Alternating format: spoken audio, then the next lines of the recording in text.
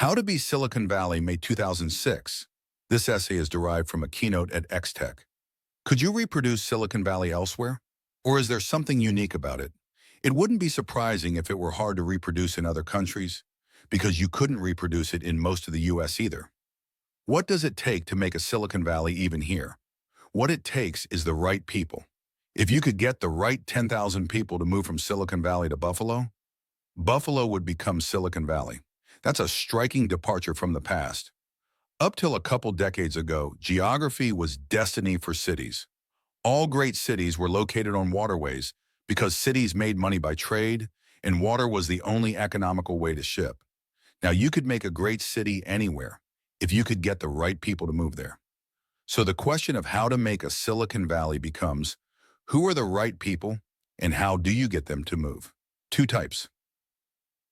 I think you only need two kinds of people to create a technology hub: rich people and nerds. They're the limiting reagents in the reaction that produces startups because they're the only ones present when startups get started. Everyone else will move. Observation bears this out. Within the US, towns have become startup hubs if and only if they have both rich people and nerds.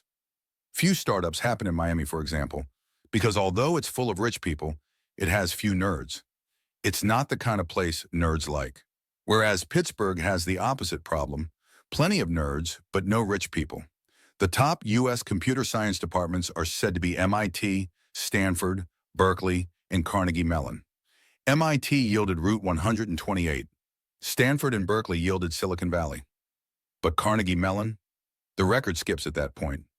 Lower down the list, the University of Washington yielded a high-tech community in Seattle, and the University of Texas at Austin yielded one in Austin. But what happened in Pittsburgh and in Ithaca, home of Cornell, which is also high on the list? I grew up in Pittsburgh and went to college at Cornell, so I can answer for both. The weather is terrible, particularly in winter, and there's no interesting old city to make up for it, as there is in Boston. Rich people don't want to live in Pittsburgh or Ithaca. So while there are plenty of hackers who could start startups, there's no one to invest in them. Not bureaucrats. Do you really need the rich people? Wouldn't it work to have the government invest in the nerds? No, it would not. Startup investors are a distinct type of rich people. They tend to have a lot of experience themselves in the technology business. This helps them pick the right startups and means they can supply advice and connections as well as money. And the fact that they have a personal stake in the outcome makes them really pay attention. Bureaucrats, by their nature, are the exact opposite sort of people from startup investors. The idea of them making startup investments is comic. It would be like mathematicians running Vogue, or perhaps more accurately, Vogue editors running a math journal. Though indeed, most things bureaucrats do, they do badly. We just don't notice usually because they only have to compete against other bureaucrats. But as startup investors, they'd have to compete against pros with a great deal more experience and motivation. Even corporations that have in-house VC groups generally forbid them to make their own investment decisions. Most are only allowed to invest in deals where some reputable private VC firm is willing to act as lead investor, not buildings. If you go to see Silicon Valley, what you'll see are buildings. But it's the people that make it Silicon Valley, not the buildings. I read occasionally about attempts to set up technology parks in other places as if the active ingredient of Silicon Valley were the office space. An article about Sophia Antipolis bragged that companies there included Cisco, Compaq, IBM, NCR, and Nortel. Don't the French realize these aren't startups? Building office buildings for technology companies won't get you a Silicon Valley because the key stage in the life of a startup happens before they want that kind of space. The key stage is when there are three guys operating out of an apartment. Wherever the startup is when it gets funded, it will stay. The defining quality of Silicon Valley is not that Intel or Apple or Google have offices there, but that they were started there. So if you want to reproduce Silicon Valley, what you need to reproduce is those two or three founders sitting around a kitchen table deciding to start a company. And to reproduce that, you need those people, universities. The exciting thing is, all you need are the people. If you could attract a critical mass of nerds and investors to live somewhere, you could reproduce Silicon Valley. And both groups are highly mobile. They'll go where life is good. So what makes a place good to them? What nerds like as other nerds? Smart people will go wherever other smart people are, and in particular to great universities. In theory, there could be other ways to attract them, but so far universities seem to be indispensable. Within the US, there are no technology hubs without first-rate universities, or at least first-rate computer science departments. So if you want to make a Silicon Valley, you not only need a university, but one of the top handful in the world. It has to be good enough to act as a magnet, drawing the best people from thousands of miles away. And that means it has to stand up to existing magnets like MIT and Stanford. This sounds hard. Actually, it might be easy. My professor friends, when they're deciding where they'd like to work, consider one thing above all, the quality of the other faculty. What attracts professors is good colleagues. So if you manage to recruit en masse a significant number of the best young researchers, you could create a first-rate university from nothing overnight. And you could do that for surprisingly little. If you paid 200 people hiring bonuses of $3 million apiece, you could put together a faculty that would bear comparison with any in the world. And from that point, the chain reaction would be self-sustaining. So whatever it costs to establish a mediocre university, for an additional $500 million or so, you could have a great one. Personality. However, merely creating a new university would not be enough to start a Silicon Valley. The university is just the seed. It has to be planted in the right soil, or it won't germinate. Plant it in the wrong place, and you just create Carnegie Mellon. To spawn startups, your university has to be in a town that has attractions other than the university. It has to be a place where investors want to live and students want to stay after they graduate. The two like much the same things because most startup investors are nerds themselves. So what do nerds look for in a town? Their tastes aren't completely different from other people's because a lot of the towns they like most in the US are also big tourist destinations. San Francisco, Boston, Seattle. But their taste can't be quite mainstream either, because they dislike other big tourist destinations, like New York, Los Angeles, and Las Vegas. There has been a lot written lately about the creative class. The thesis seems to be that as wealth derives increasingly from ideas, cities will prosper only if they attract those who have them. That is certainly true. In fact, it was the basis of Amsterdam's prosperity 400 years ago. A lot of nerd tastes they share with the creative class in general. For example, they like well-preserved old neighborhoods instead of cookie-cutter suburbs, and locally owned shops and restaurants instead of national chains.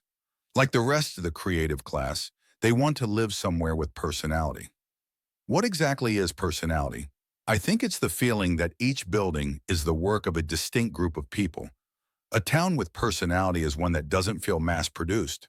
So if you want to make a startup hub or any town to attract the creative class, you probably have to ban large development projects.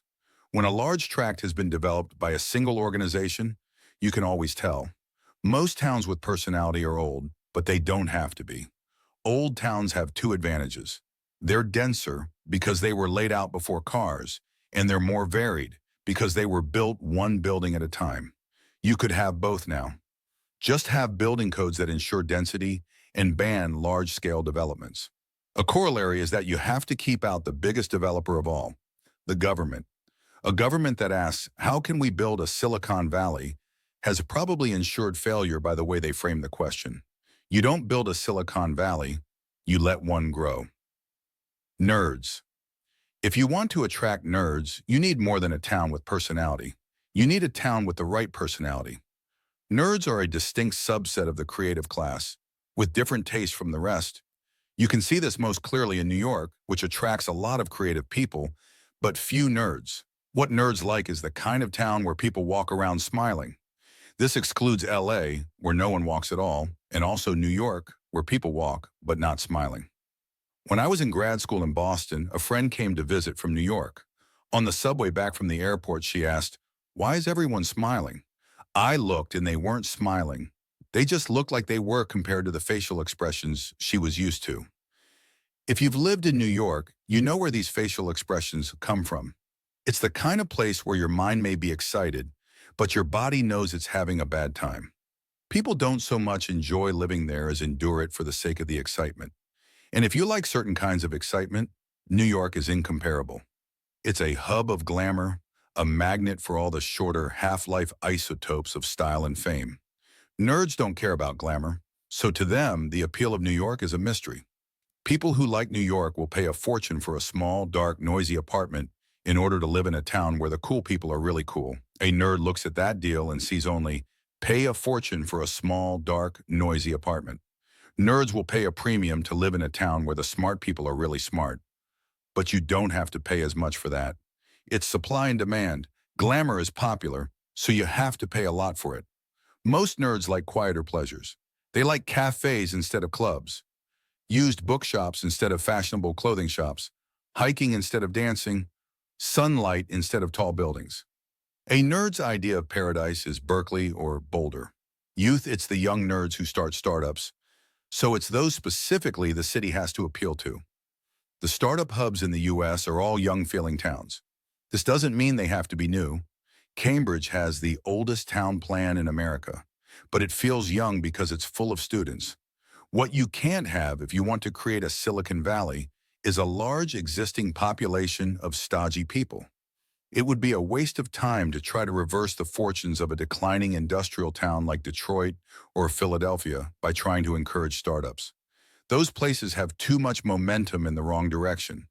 You're better off starting with a blank slate in the form of a small town, or better still, if there's a town young people already flock to, that one. The Bay Area was a magnet for the young and optimistic for decades before it was associated with technology. It was a place people went in search of something new, and so it became synonymous with California nuttiness. There's still a lot of that there. If you wanted to start a new fad, a new way to focus one's energy, for example, or a new category of things not to eat, the Bay Area would be the place to do it. But a place that tolerates oddness in the search for the new is exactly what you want in a startup hub. Because economically, that's what startups are. Most good startup ideas seem a little crazy. If they were obviously good ideas, someone would have done them already. How many people are going to want computers in their houses? What, another search engine? That's the connection between technology and liberalism. Without exception, the high-tech cities in the US are also the most liberal. But it's not because liberals are smarter that this is so. It's because liberal cities tolerate odd ideas, and smart people, by definition, have odd ideas. Conversely, a town that gets praised for being solid or representing traditional values may be a fine place to live, but it's never going to succeed as a startup hub. The 2004 presidential election, though a disaster in other respects, conveniently supplied us with a county-by-county map of such places. To attract the young, a town must have an intact center. In most American cities, the center has been abandoned, and the growth, if any, is in the suburbs. Most American cities have been turned inside out, but none of the startup hubs has. Not San Francisco or Boston or Seattle. They all have intact centers. My guess is that no city with a dead center could be turned into a startup hub. Young people don't want to live in the suburbs. Within the US, the two cities I think could most easily be turned into new Silicon Valleys are Boulder and Portland. Both have the kind of effervescent feel that attracts the young. They're each only a great university short of becoming a Silicon Valley, if they wanted to. Time a great university near an attractive town. Is that all it takes? That was all it took to make the original Silicon Valley. Silicon Valley traces its origins to William Shockley, one of the inventors of the transistor. He did the research that won him the Nobel Prize at Bell Labs, but when he started his own company in 1956, he moved to Palo Alto to do it. At the time, that was an odd thing to do. Why did he? Because he had grown up there and remembered how nice it was. Now, Palo Alto is suburbia, but then it was a charming college town.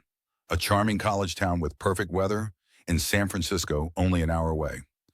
The companies that rule Silicon Valley now are all descended in various ways from Shockley Semiconductor.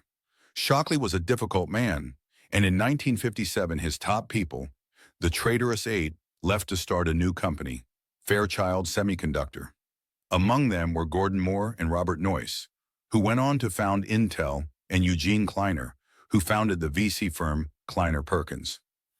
42 years later, Kleiner Perkins funded Google, and the partner responsible for the deal was John Doerr, who came to Silicon Valley in 1974 to work for Intel. So although a lot of the newest companies in Silicon Valley don't make anything out of silicon, there always seem to be multiple links back to Shockley. There's a lesson here. Startups beget startups. People who work for startups start their own. People who get rich from startups fund new ones. I suspect this kind of organic growth is the only way to produce a startup hub because it's the only way to grow the expertise you need. That has two important implications. The first is that you need time to grow a Silicon Valley. The university you could create in a couple years, but the startup community around it has to grow organically. The cycle time is limited by the time it takes a company to succeed, which probably averages about 5 years. The other implication of the organic growth hypothesis is that you can't be somewhat of a startup hub. You either have a self-sustaining chain reaction or not. Observation confirms this too. Cities either have a startup scene or they don't. There is no middle ground. Chicago has the third largest metropolitan area in America. As a source of startups, it's negligible compared to Seattle, number 15. The good news is that the initial seed can be quite small. Shockley Semiconductor, though itself not very successful, was big enough. It brought a critical mass of experts in an important new technology together in a place they liked enough to stay, competing. Of course, a would-be Silicon Valley faces an obstacle the original one didn't. It has to compete with Silicon Valley. Can that be done? Probably. One of Silicon Valley's biggest advantages is its venture capital firms. This was not a factor in Shockley's day because VC funds didn't exist. In fact, Shockley Semiconductor and Fairchild Semiconductor were not startups at all in our sense. They were subsidiaries of Beckman Instruments and Fairchild Camera and Instrument, respectively. Those companies were apparently willing to establish subsidiaries wherever the experts wanted to live. Venture investors, however, prefer to fund startups within an hour's drive. For one, they're more likely to notice startups nearby. But when they do notice startups in other towns, they prefer them to move. They don't want to have to travel to attend board meetings. And in any case, the odds of succeeding are higher in a startup hub. The centralizing effect of venture firms is a double one. They cause startups to form around them, and those draw in more startups through acquisitions. And although the first may be weakening because it's now so cheap to start some startups, the second seems as strong as ever. 3 of the most admired Web 2.0 companies were started outside the usual startup hubs, but 2 of them have already been reeled in through acquisitions. Such centralizing forces make it harder for new Silicon Valleys to get started, but by no means impossible. Ultimately, power rests with the founders. A startup with the best people will beat one with funding from famous VCs, and a startup that was sufficiently successful would never have to move. So a town that could exert enough pull over the right people could resist and perhaps even surpass Silicon Valley. For all its power, Silicon Valley has a great weakness. The paradise Shockley found in 1956 is now one giant parking lot. San Francisco and Berkeley are great, but they're 40 miles away. Silicon Valley proper is soul-crushing suburban sprawl. It has fabulous weather, which makes it significantly better than the soul-crushing sprawl of most other American cities. But a competitor that managed to avoid sprawl would have real leverage. All a city needs is to be the kind of place the next traitorous 8 look at and say, I want to stay here. And that would be enough to get the chain reaction started. Notes. It's interesting to consider how low this number could be made. I suspect 500 would be enough, even if they could bring no assets with them. Probably just 30, if I could pick them, would be enough to turn Buffalo into a significant startup hub. Bureaucrats manage to allocate research funding moderately well, but only because, like an in-house VC fund, they outsource most of the work of selection. A professor at a famous university who is highly regarded by his peers will get funding, pretty much regardless of the proposal. That wouldn't work for startups, whose founders aren't sponsored by organizations and are often unknowns. You'd have to do it all at once, or at least a whole department at a time, because people would be more likely to come if they knew their friends were. And you should probably start from scratch, rather than trying to upgrade an existing university, or much energy would be lost in friction. Hypothesis. Any plan in which multiple independent buildings are gutted or demolished to be redeveloped as a single project is a net loss of personality for the city, with the exception of the conversion of buildings not previously public, like warehouses. A few startups get started in New York, but less than 1/10 as many per capita as in Boston, and mostly in less nerdy fields like finance and media. Some blue counties are false positives, reflecting the remaining power of Democratic Party machines. But there are no false negatives. you can safely write off all the red counties. Some urban renewal experts took a shot at destroying Boston's in the 1960s, leaving the area around City Hall a bleak wasteland, but most neighborhoods successfully resisted them. Thanks to Chris Anderson, Trevor Blackwell, Mark Hedlund, Jessica Livingston, Robert Morris, Greg McAdoo, Fred Wilson, and Stephen Wolfram for reading drafts of this, and to Ed Dumbill for inviting me to speak. The second part of this talk became Why Startups Condense in America.